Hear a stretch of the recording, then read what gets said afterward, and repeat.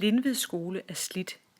I årevis er skolen fra 60'erne og 70'erne kun lige blevet vedligeholdt, fordi man har haft planer om at bygge noget nyt.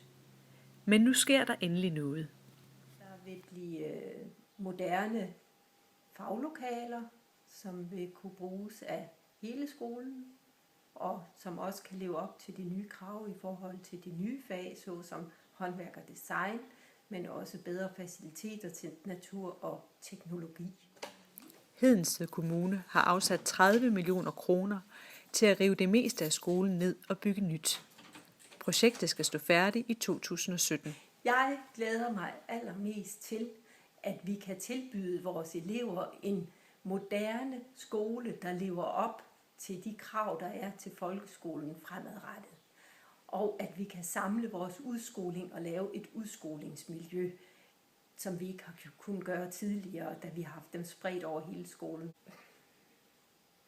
Og så er der jo noget atmosfære i en ældre skole, men jeg tænker, at det bliver opvejet rigtig mange gange af, at vi får noget, der er tidssvarende og moderne.